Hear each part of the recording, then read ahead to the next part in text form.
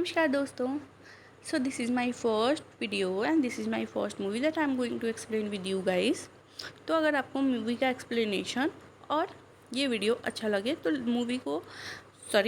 Video को like share and subscribe ज़रूर करें। तो ये इस मूवी का नाम यू टर्न है। ये 2018 की मूवी है और ये एक हॉरर मिस्ट्री थ्रिलर मूवी है। मूवी के स्टार्टिंग में हमें एक फ्लाईओवर दिखाया जाता है जिसके बीचों बीच एक डिवाइडर ब्लॉक्स रखे होते हैं। तभी हमें मूवी की लीड एक्ट्रेस समंथा दिखाई जाती है जिसका नाम रचना होता है। रचना अपनी माँ को स्टेशन ड्रॉप करने जा रही होती है जो उसके साथ कुछ दिनों के लिए रहने आई थी। अब वो जा रही होती है और रास्ते में दोनों बात कर रही होती है कि रचना शादी कब करेगी। रचना को शादी करने में कोई भी इंटरेस्ट नहीं होता है लेकिन उसकी माँ उसे बहुत ही फोर्स करती हैं। रचना पेशे से एक जर्नलिस्ट होती है और अपनी माँ को स्टेशन ड्रॉप करने के बाद वो ऑफिस आती है। ऑफिस में वो अपनी एक फ्रेंड से मिलती है और उसकी फ्रेंड्स उसे एक पार्टी में इनवाइट करती है। उसके पास एक पास होता है और रचना को दिखाती है और उसे उस पार्टी में इनवाइट करती है। लेकिन रचना कहती है कि मुझे इस पार्टी में कोई इंटरेस्ट नहीं है और मैं तो मस्त अपना सोऊंगी रात में। उसके बाद और हमें हमें वही वही फ्लाईओवर फ्लाईओवर दिखाया है जाता है जिस जो पे मूवी से के स्टार्टिंग में दिखाया गया था। यहाँ पे एक सुंदर नाम का आदमी बाइक से जा रहा होता है अपने घर की तरफ, लेकिन उसे एक अर्जेंट काम की वजह से यू टर्न लेना पड़ता है और वो डिवाइडर ब्लॉक्स को हटाने लगता है। डिवाइडर ब्लॉक्स को हटा के वो जा ही रहा होता है, तभी हम देखते हैं कि किनारे से उसे एक भिखारी देख रहा होता है। ये सब करता उसे देख भिखारी उसके बाइक का नंबर नोट डाउन कर लेता है और तभी सुंदर डिवाइडर ब्लॉक्स हटाते हुए वहाँ से चला जाता है। वो डिवाइडर ब्लॉक्स को उसको अपने जगह पे भी नहीं रखता है और वो वहाँ से चला जाता है। और हम भिखारी के हाथों में वही नोट देखते हैं जिसमें उसने उस बाइक का नंबर नोट किया होता है। जैसे ही बाइक स्टार्ट करता है सुंदर, एक पल को तो बाइक स्टार्ट नहीं होती है, फिर वो स्टार्ट हो जाती है और सुंदर अपने घर की ओर चला जाता है। उसके बाद हम देखते हैं उसके घर में उसकी बीवी और उसका एक प्यारा सा बच्चा है। उसके बाद उसकी बीवी उससे काफ़ी नाराज़ होती है क्योंकि सुंदर उसे जॉब नहीं करने दे रहा होता है। जॉब ना करने देने का रीज़न ये है क्योंकि पैसों की कोई कमी नहीं है, बट फिर भी उसकी वाइफ घर में बैठे बैठे बोर होती है। उसे भी अपना करियर बनाना है लेकिन सुंदर इस बात के लिए राज़ी नहीं है। उस सुंदर ने बोला होता है कि जब उसका बेटा बड़ा हो जाएगा तब वो अपनी वाइफ को जॉब करने देगा, लेकिन ऐसा नहीं होता है। इस बात पे दोनों का बहुत झगड़ा होता है और रात में जब सुंदर सो रहा होता है तो उसकी वाइफ अपने बेटे को लेके वहाँ से चली जाती है। अगले दिन हमें रचना दिखाई जाती है जो अपनी फ्रेंड से अपने क्रश के बारे में बात कर रही होती है। उन दोनों की बातचीत एकदम नहीं होती है और रचना सोचती है वो उससे कैसे बात करे। तभी उसकी फ्रेंड उसे एडवाइस देती है कि तुम आज अच्छे से तैयार होके जाओ और तुम मुझसे बात करो। तभी रचना हमें उस फ्लाईओवर पे दिखाई देती है और वो खिसकाए हुए डिवाइडर ब्लॉक्स को उसको अपनी जगह पे रखती है। उसके बाद वो रोड के इस पार उस भिखारी के पास आती है और उस भिखारी को वो कुछ पैसे देती है। वो भिखारी उसे वही नोट देता है जिसमें उसने उस बाइक का नंबर नोट किया होता है। इसके बाद ऑफिस में हमें रचना का क्रश दिखाई देता है जो कि एक क्राइम रिपोर्टर है। रचना उससे आर के पुरम फ्लाईओवर पे होने वाले एक्सीडेंट के बारे में पूछती है और वो बोलती है कि मुझे उस पर जो भी तुम्हारी रिपोर्ट बनाई है वो रिपोर्ट मुझे चाहिए। आदित्य बोलता है ठीक है मैं तुम्हें दे दूँगा। उसके बाद दोनों साथ में कॉफ़ी पीते हैं और दोनों का साथ में शाम में मूवी देखने का भी प्रोग्राम बनता है। उसके बाद रचना हमें दिखाई जाती है कि वो सुंदर के घर जाएगी और वो सुंदर के घर पहुंच जाती है, लेकिन वहाँ पे कोई भी नहीं मिलता है और इस वजह से रचना को वापस जाना पड़ता है। उसके बाद हमें शाम में रचना और आदित्य मूवी दिखाई देते हुए दिखाई जाते हैं और उसके बाद दोनों साथ में घर जा रहे होते हैं। रास्ते में दोनों बात कर रहे होते हैं कि क्या रचना भूत प्रेत पे विश्वास करती है। आदित्य तो बिल्कुल भी नहीं करता, लेकिन रचना कहती है कि अगर भगवान है तो शैतान भी है, अगर अच्छे लोग हैं तो बुरे लोग भी हैं, इसलिए वो विश्वास करती है। यहाँ पे आदित्य उसे उसके घर पे ड्रॉप करता है और वहाँ से जाने लगता है। तभी हमें दिखाए जाते हैं कि वहाँ पे कुछ पुलिस वाले आते हैं और वो रचना को ले जाने के लिए आए होते हैं। रचना पूछती है, उसके बहुत पूछने पे भी वो लोग कुछ नहीं बताते हैं और उसे कहते हैं कि तुम्हें हमारे साथ आना होगा। पुलिस वालों की ज़बरदस्ती करने पे रचना को मजबूरन उन लोग के साथ जाना पड़ता है। पुलिस स्टेशन जाने के बाद रचना को पता चलता है कि सुंदर की डेथ हो गई है। सुंदर वही आदमी है जिसके घर रचना सुबह गई थी। इस वजह से रचना को वहाँ से ले जाया जाता है। इसके बाद आदित्य अपने घर पहुँच चुका होता है और वो रचना को कॉल करता है, लेकिन रचना कोई भी रिस्पॉन्स नहीं करती। इधर हमें सुंदर की वाइफ दिखाई जाती है, जिसे कुछ भी पता नहीं होता है क्योंकि उसने तो रात में ही घर छोड़ दिया था और वो बहुत ही ज़्यादा रो रही होती है। तभी रचना आती है और पुलिस वालों को लगता है कि रचना का और सुंदर का अफेयर चलता है। ये बात सुन के तो उसकी वाइफ और भी शॉक्ड हो जाती है और दुखी हो जाती है। इसके बाद रचना बताती है कि वो सुंदर के घर सिर्फ उसका इंटरव्यू लेने गई थी, क्योंकि सुबह में उसने डिवाइडर ब्लॉक्स हटाए हुए थे और उसे बस ये जानना था कि ऐसे लोगों की मानसिकता क्या होती है जो डिवाइडर ब्लॉक्स हटा के खुद तो चले जाते हैं, लेकिन पीछे वो डिवाइडर ब्लॉक्स ऐसे ही छोड़ जाते हैं, जिसकी वजह से काफ़ी एक्सीडेंट होते हैं और काफ़ी लोगों की जान खतरे में आ जाती है। उसके बाद पुलिस वाले उसके बाद पे ज़रा भी भरोसा नहीं करते हैं और रचना के पास से एक डायरी मिलती है जिसमें 10 लोगों का नंबर होता है और वो 10 की मौत हो चुकी होती है। ये काफ़ी ज़्यादा शॉकिंग होता है रचना के लिए और पुलिस वालों के लिए भी, लेकिन पुलिस वालों का डाउट रचना पे ही होता है और पुलिस वाले काफ़ी प्रेशर में होते हैं क्योंकि सुंदर एक पॉलिटिशियन का सीए होता है। उसके बाद रचना अपने सफाई में बताती है कि उसे इन सारे मौतों के बारे में कुछ भी नहीं पता। सुंदर पहला आदमी था जिसके घर वो गई थी उसका इंटरव्यू लेने, लेकिन उसे वो वहाँ पे नहीं मिला।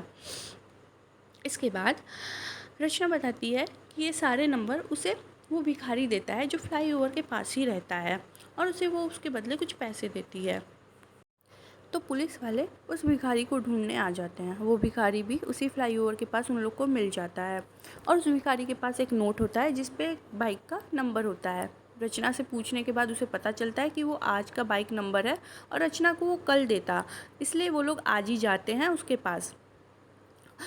वो लोग रचना की डायरी से डेट मैच करते हैं और रचना से पूछते हैं कौन सा डेट है, तो रचना बताती है कि वही डेट है जिस दिन मुझे वो नंबर मिलता है। तो रचना के लिखे हुए डेट के एक दिन पहले उन सारे लोगों की मौतें हुई होती हैं, इसलिए वो लोग उस आदमी के एड्रेस पे जाते हैं जो उस भिखारी ने आज लिखे होते हैं। वहाँ पे जाने पे उन लोग को पता चलता है कि वो एड्रेस एक वकील का है और उसने आज के फ्लाईओवर से डिवाइडर ब्लॉक्स हटाए होते हैं। वो पेशे से एक वकील होता है और इतनी रात में उसके घर पे पुलिस आने पे वो बहुत ही ज़्यादा गुस्सा होता है और वो बोलता है कि हाँ वो डिवाइडर ब्लॉक्स उसी ने हटाए हैं, लेकिन पुलिस उनका कुछ भी नहीं बिगाड़ सकती और उसे सारे दाव पेच पता होते हैं। जैसे ही पुलिस वहाँ से जाने लगती है तभी वो वकील ऊपर से नीचे गिरता है और उसकी वहीं पे डेथ हो जाती है। ये देख के तो पुलिस वाला जिसका नाम प्रदीप होता है और प्रदीप और रचना दोनों ही बहुत ज़्यादा घबरा जाते हैं और ये तो रचना के सामने हुआ है, इसका मतलब रचना इन सब में इन्वॉल्व नहीं है। नेक्स्ट डे प्रदीप का सीनियर उससे ये केस क्लोज़ करने के लिए बोलता है और बोलता है कि इस केस को अब बंद कर दो और इसे सुसाइड घोषित किया गया है और ये रात में 2 बजे सुंदर की मौत रात में 2 बजे हुई है। इसका मतलब कि रचना इन सब में इन्वॉल्व नहीं है। रचना को भी छोड़ दिया जाता है और रचना से बोला जाता है कि तुम अब घर जा सकती हो। उससे जो भी थोड़ी बहुत जानकारी लेनी होती है लेने के बाद उसे रचना को घर जाने दिया जाता है। उसके बाद प्रदीप हमें उसी फ्लाईओवर पे दिखाया जाता है जहाँ पे वो सारे एक्सीडेंट होते हैं। उसके दिमाग में भी ये सारी बातें चल रही होती कि आखिर ऐसा हो क्यों रहा है। उसके बाद रचना हमें ऑफिस में दिखाई देती है जहाँ पे आदित्य पूछता है कि मैंने तुम्हें इतने कॉल्स किए बट तुमने कुछ भी रिस्पॉन्स नहीं किया, कोई प्रॉब्लम है, लेकिन रचना उसे कुछ भी नहीं बताती है। यहाँ पे पोस्टमार्टम रिपोर्ट आ चुकी होती है और ये डिक्लेयर हो जाता है कि सुंदर ने सुसाइड किया है। इसके बाद केस क्लोज होने की बात होती है।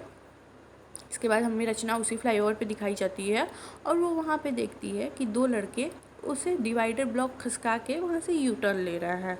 रचना के बहुत मना करने के बावजूद भी वो लोग नहीं मानते हैं। इवन वो लोग तो रचना से ही बदतमीज़ी करने लगते हैं। रचना तो उन लोग की जान बचा रही होती है लेकिन वो लोग नहीं सुनते हैं। ये सारी बातें आके वो पुलिस स्टेशन में बताती है, लेकिन प्रदीप का सीनियर रचना को बहुत डांटता है और कहता है कि तुम इस केस से दूर रहो और ये केस अब क्लोज़ हो चुका है और वो फ्लाईओवर तो हमारे एरिया में भी नहीं आता है, तो हमें इससे कुछ लेना देना नहीं है। प्रदीप भी उससे यही बात कहता है, लेकिन रचना के बहुत कहने पे वो मान जाता है और उन दोनों लड़कों को वो लॉकअप में बंद कर देता है ताकि वो दोनों सेफ रहें और उन लोग की मौत ना हो। और यहाँ पे हम देखते हैं कि लॉकअप का सीन वो लोग बाहर से देख रहे होते हैं और वो दोनों आपस में ही बात कर रहे होते हैं कि अब ये दोनों लड़के सेफ़ हैं, यहाँ पे उन दोनों को कुछ नहीं होगा। तभी वो लोग आराम से चाय पी रहे होते हैं। तभी उनका एक कांस्टेबल आके बताता है कि वो दोनों आपस में हाथापाई कर रहे हैं। उन दोनों लड़कों में से एक लड़का अपने फ्रेंड को बहुत ज़्यादा मारने लगता है और वो बहुत बुरी तरीके से उसको मारता है। उसका फ्रेंड अपने आप को प्रोटेक्ट करने की बहुत कोशिश करता है, लेकिन वो कर नहीं पाता है। इधर पुलिस वाले भी लॉकअप खोलने की बहुत कोशिश करते हैं, लेकिन वो लोग भी नाकाम होते हैं। जैसे लगता है कोई शक्ति उन्हें रोक रही है सब करने से, और कोई शक्ति उन दोनों पे हावी हो गई है एक दूसरे की जान लेने के लिए। वो लड़का कैमरे के सामने आता है और वो अजीब तरीके के इशारे करता है, जिससे रचना बहुत डर जाती है। उसके बाद लॉकअप का दरवाज़ा खुलता है और पुलिस वाले अंदर जाते हैं। अंदर जाते ही देखते हैं कि उन दोनों लड़कों की डेथ हो चुकी है। इसके बाद इधर आदित्य बहुत ही परेशान होता है, क्योंकि रचना उसे कुछ भी नहीं बताती है। लेकिन फाइनली रचना उसके साथ उसके गले मिल के रोने लगती है, लेकिन फिर भी वो उसे कुछ नहीं बताती है। इधर प्रदीप का सीनियर उसे बहुत डांट रहा होता है और बोलता है कि मैंने तुम्हें मना किया था इस केस में इन्वॉल्व होने से, लेकिन तुमने फिर भी मेरी नहीं सुनी। इस वजह से प्रदीप का सीनियर उसे सस्पेंड कर देता है। अब प्रदीप के हाथ में कुछ भी नहीं है, वो रचना की हेल्प भी नहीं कर पाएगा। लेकिन रचना बहुत ही परेशान होती है और रचना को जानना होता है कि आखिर ये सब हो क्यों रहा है। उसके बाद उसे पता चलता है कि एक्सीडेंट में 2 लोग की जानें गई हैं, जिसके बाद ही ये सारी मौतें हो रही हैं। जिसकी जान गई होती है, रचना उसी के घर पे जाती है। वहाँ पे उसे रितेश नाम का एक आदमी मिलता है, जो बताता है कि उसी फ्लाईओवर पे उसकी बीवी और उसकी एक प्यारी सी बच्ची, जो कि सिर्फ 7 साल की थी, जिसका नाम झरना था और उसकी वाइफ का नाम माया था, वो दोनों की मौत हो गई। और वो डिवाइडर ब्लॉक्स हटकाने की वजह से उन दोनों की मौतें हो गई। प्रदीप फ्लैशबैक में जाता है और वो उसे बताता है कि वो जब वहाँ पे गया तो उसकी वाइफ माया वो ऑलरेडी मर चुकी थी। तब वो अपनी बेटी को इधर उधर ढूंढने लगता है और तब उसे पता चलता है कि उसकी बेटी की भी मौत हो गई है। और वो बेचारी उस फ्लाईओवर से नीचे गिर के रेलवे ट्रैक पे पहुंच जाती है। बहुत ही ज़्यादा दर्दनाक मौत होती है उन दोनों की। लेकिन रितेश इसमें कर भी क्या सकता है, एक पल में उसकी सारी दुनिया उजड़ जाती है। और ये सारी बातें वो रचना को बता रहा होता है। रचना बताती है कि एक्सीडेंट के बाद से ही वहाँ पे बहुत सारी मौतें होने लगी हैं और जो डिवाइडर ब्लॉक्स खसका रहे हैं उन लोग की भी मौतें हो रही हैं। इधर रचना आर.के. पुरम फ्लाईओवर पे होने वाली सारी घटनाओं के बारे में डिटेल में छानबीन करती है। तभी वहाँ पे प्रदीप आता है और प्रदीप भी रचना को समझाता है कि तुम भी इस केस से दूर रहो। इसमें तुम जितना ही इन्वॉल्व होगी, पुलिस वाले उतना ही तुम्हारे ऊपर ही शक करेंगे। इसलिए बेहतर यही होगा कि तुम इस केस से दूर रहो और जो हो रहा है होने दो।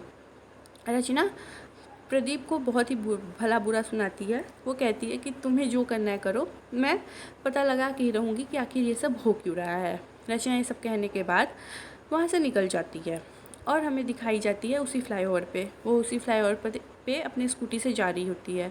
देन उसके बाद उसके दिमाग में पता नहीं क्या आता है, वो डिवाइडर ब्लॉक्स हटाने लगती है। वो डिवाइडर ब्लॉक्स इसलिए हटाती है क्योंकि उसे देखना था कि आखिर डिवाइडर ब्लॉक्स हटाने के बाद उन लोग के साथ ऐसा क्या होता है जिसकी वजह से उन लोग की डेथ हो जाती है। वो वहाँ से डिवाइडर ब्लॉक्स हटाती है और वहाँ से निकल जाती है।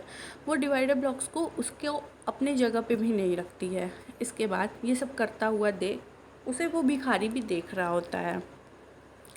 डिवाइडर ब्लॉक्स हटा के जैसे ही वो वहाँ से क्रॉस करती है, उसकी स्कूटी अचानक से बंद हो जाती है और हमें तभी वहाँ पे दिखाया जाता है कि जैसे वहाँ पे उसके अलावा कोई और भी है, कोई शक्ति जिसे हम देख नहीं सकते हैं। फिर भी रचना इन सब बातों पे ध्यान ना देते हुए वहाँ से निकल जाती है और वो भिखारी भी वहीं ये सब होता देखता रहता है, वहीं पे फ्लाईओवर पे खड़े होके। इसके बाद रचना अपने घर जाती है और वो थोड़ा रिलैक्स फील करती है। वो शावर लेती है। उसके बाद रात में सोने से पहले वो अपनी माँ से बात करती है। वो उन्हें बताती है कि उसे अपनी माँ की कितनी याद आ रही है। उसके बाद वो आदित्य से भी बात करती है। आदित्य उसे प्रपोज़ करता है और उसे व्हाट्सएप पे मैसेज करता है, आई लव यू। देन उसके बाद रचना आराम से सो जाती है। आदित्य भी हमें इधर सुकून से दिखाई देता है और उसे लगता है कि अब सब कुछ ठीक है, रचना भी अब ठीक है। इसके बाद रचना की आधी रात में अचानक से नींद खुलती है और जब उसकी नींद खुलती है तो ये क्या, वो फ्लाईओवर पे होती है। उसी फ्लाईओवर पे उसका बिस्तर होता है और लोग आ जा रहे होते हैं। वो तो काफ़ी ज़्यादा डर जाती है कि ये क्या हो रहा है उसके साथ, वो यहाँ कैसे आ गई। डरी डरी सी रचना आगे की ओर बढ़ती है। तभी रचना को वहाँ पे वही लोग दिखाई देते हैं जिन लोग की उस फ्लाईओवर पे एक्सीडेंटली मौत हुई है और जिन्होंने डिवाइडर ब्लॉक खसकाए हैं उन लोग की भी मौत हुई है। इसके बाद ही रचना उस वकील को भी देखती है और उन दोनों लड़कों को भी देखती है जो उस लॉकअप में एक दूसरे की जान ले लेते हैं। जितने लोगों की भी डेथ हुई होती है वो सारे उसी पे खड़े होते हैं और ये बहुत ही डरावना सीन होता है। वो काफ़ी डर जाती है। इसके बाद उसको समझ में नहीं आता कि ये सब हो क्या रहा है। फिर उसे माया दिखाई देती है। वो माया के पास जाती है, उसे उठाने की कोशिश करती है। तभी अचानक से माया की आँख खुलती है और डर के मारे रचना की नींद भी खुल जाती है। इसका मतलब ये सब एक सपना था। वो पानी पीने नीचे जाती है और उसके घर में बिजली भी नहीं होती है। इसके बाद वो जब पीछे मुड़ के देखती है तो ये क्या, माया और झरना उसकी बेटी वो दोनों उसी घर में हैं। ये देख के तो बहुत ही ज़्यादा डर जाती है क्योंकि ये दोनों तो एग्जिस्ट ही नहीं करते, ये दोनों मर चुके हैं। इसका मतलब ये दोनों आत्माएं हैं। रचना बहुत ही ज़्यादा डर जाती है। उसके बाद माया रचना के पास आती है और कहती है कि तुम ही हो मेरी बेटी की मौत की जिम्मेदार। रचना को कुछ भी समझ में नहीं आता है। फिर माया उसे बताती है कि आज वो डिवाइडर ब्लॉक्स तुमने ही हटाए हैं, इसीलिए मेरी बेटी की जान गई है। तो रचना उसे बताती है कि नहीं, उसकी वजह से उसकी बेटी की जान नहीं गई है। कहती है नहीं, वो डिवाइडर ब्लॉक्स हटाने की वजह से मेरी बेटी का एक्सीडेंट हुआ था और उसकी जान चली गई थी। तभी फ्लैशबैक में दिखाया जाता है कि जब एक्सीडेंट हुआ था तो माया की सांसें तब भी चल रही थी और वो अपनी बेटी को देख पाती है, लेकिन वो उसकी बेटी की स्पिरिट होती है, उसकी बेटी तो मर चुकी होती है। इसके बाद हमें दिखाया जाता है कि माया भी अपना दम तोड़ देती है। उसकी बहुत ही प्यारी सी बेटी होती है जो सिर्फ 7 साल की उम्र में मर जाती है। इसलिए माया सबसे बदला लेती है, जो भी वो डिवाइडर ब्लॉक्स खसका देता है वो उन लोग की जान ले लेती है। इसके बाद रचना के बहुत ज़्यादा रिक्वेस्ट करने के बाद माया उसे छोड़ देती है। उसे 1 दिन का टाइम देती है कि जिसकी वजह से माया और उसकी बेटी झरना की जान गई है, वो उस आदमी का एड्रेस उसे ला के देगी और वो उसके बारे में उसे बता देगी, तो माया रचना को छोड़ देगी। रचना भी इस बात पे अग्री हो जाती है और नेक्स्ट डे रचना प्रदीप के पास जाती है। प्रदीप को ये सारे इंसिडेंट के बारे में बताती है। फिर हमें फ्लाईओवर पे माया और झरना दिखाई देती हैं। वो दोनों वहीं रहती हैं क्योंकि उन दोनों की मौतें भी वहीं हुई है। इसके बाद प्रदीप और रचना की बातें होती हैं, लेकिन प्रदीप उसके बातों पे भरोसा नहीं करता क्योंकि वो भी भूत प्रेत में भरोसा नहीं करता। उसके बाद रचना से वो ये सब भूल जाने को कहता है। तभी रचना देखती है कि वो भी आर के पुरम फ्लाईओवर पे होने वाले एक्सीडेंट के बारे में छानबीन कर रहा है। इसके बाद प्रदीप रचना की हेल्प करने के लिए मान जाता है और वो दोनों ये पता लगाने के लिए निकल जाते हैं कि आखिर उस दिन वो डिवाइडर ब्लॉक्स किसने हटाए और किसकी वजह से माया और झरना की जान गई। इसके बाद वो दोनों देखने लग जाते हैं कैमरे में। तो इसके बाद उन लोग को पता चलता है कि जो रेड जैकेट में आदमी दिख रहा है वो आर के पुरम फ्लाईओवर पे गया और 5 मिनट के अंदर वहाँ से आ गया। इसका मतलब उसी ने यू टर्न लिया था। तो रचना को उस आदमी का एड्रेस मिल जाता है और इसके बाद वो उसी फ्लाईओवर पे जाती है और उस आदमी का एड्रेस, कॉन्टैक्ट नंबर वहीं पे छोड़ आती है और माया को अब अपने एक्सीडेंट की वजह मिल जाती है। उस आदमी का एड्रेस मिल जाता है जिसकी वजह से उसकी बेटी की जान जाती है। इसके बाद रचना हमें दिखाई जाती है जो कि बहुत ही ज़्यादा परेशान होती है क्योंकि उसे पता होता है कि अब उस आदमी की जान चली जाएगी जिसका एड्रेस उसने माया को दिया है। आज की रात माया उसकी जान ले लेगी। इसलिए रचना उस आदमी को कॉल करती है, लेकिन हमें इधर दिखाया जाता है कि वो कॉल आदित्य को जाती है और रचना को पता चलता है कि ये आदित्य के बड़े भाई का नंबर है जो कि अब्रॉड में सेटल हो गया है और ये नंबर आदित्य के पास ही रहता है। रचना को लगता है कि ये सब आदित्य ने किया है। वो डिवाइडर ब्लॉक्स हटा के उस दिन उस फ्लाईओवर से गुजरा था जिसकी वजह से माया और झरना की जान गई है।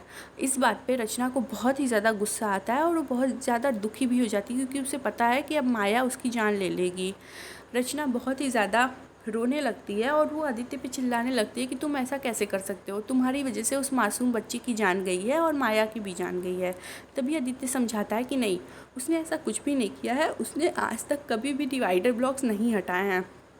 फिर वो रचना को समझाता है कि उस दिन जब वो जा रहा होता है, वो उसकी भाई की बाइक होती है जो कि काम नहीं कर रही होती है, उसमें कुछ प्रॉब्लम होती है, इसलिए उसने मैकेनिक को बुलाया होता है और मैकेनिक से अपनी बाइक एक्सचेंज कर लेता है। मैकेनिक उसकी बाइक ले लेता है और वो उस मैकेनिक की बाइक ले लेता है और वो दोनों एक्सचेंज कर लेते हैं। तभी हमें दिखाया जाता है कि दोनों बाइक के नंबर भी अलग अलग होते हैं। इसका मतलब कि आदित्य ने वो डिवाइडर ब्लॉक्स नहीं हटाए होते हैं। लेकिन माया को ये सब पता नहीं होता है और माया वहाँ पहुँच जाती है आदित्य से अपना बदला लेने के लिए। तभी रचना भी उसे बोलती है कि तुम्हारी जान खतरे में है और वहाँ से वो भागती हुई आदित्य के पास जाती है और वो प्रदीप को भी इन्फॉर्म करती है कि रितेश को लेके वो आदित्य के घर पे पहुँचे। तभी हमें दिखाया जाता है कि माया वहाँ पहुँच चुकी है और उससे अपना बदला लेना शुरू कर देती है। वो आदित्य को पहले तो बहुत डराती है और आदित्य भी काफ़ी डर जाता है। और इधर हमें दिखाया जाता है कि रचना बहुत ही जल्दी में होती है आदित्य के पास जाने के लिए। इधर प्रदीप भी रितेश के घर पहुंच जाता है और वो रितेश को सारी बातें बताता है कि ये सब माया ही कर रही है अपने बेटी की मौत का बदला लेने के लिए। रितेश, प्रदीप और रचना ये तीनों ही आदित्य के घर पहुंच जाते हैं और वो ऊपर जाते हैं उसकी जान बचाने के लिए। तभी आदित्य को वही फ्लाईओवर वाला सीन दिखाई देता है जो रचना को दिखाई देता है। वहाँ पे बहुत सारे लोग होते हैं जो ऑलरेडी मर चुके होते हैं। यहाँ पे प्रदीप रितेश को सब कुछ बता रहा होता है कि माया ये सब कर रही है। उसके बाद ये तीनों वहाँ पे पहुँच जाते हैं और तभी रचना रितेश को बताती है कि रितेश, मैंने तुम्हारी बेटी और तुम्हारी बीवी को कल रात में अपने घर पे देखा। वो लोग सही टाइम पे वहाँ पे पहुँच जाते हैं और आदित्य की जान बच जाती है। और ये वही सीन है जो आदित्य को दिखाई देता है, जैसे कि रचना को दिखाई देता है, लेकिन आदित्य ने कुछ भी नहीं किया होता है और उसकी जान बच जाती है। वो तीनों ही आदित्य को लेकर नीचे आने लगते हैं। तभी रितेश को अपनी बेटी झरना की आवाज़ सुनाई देती है।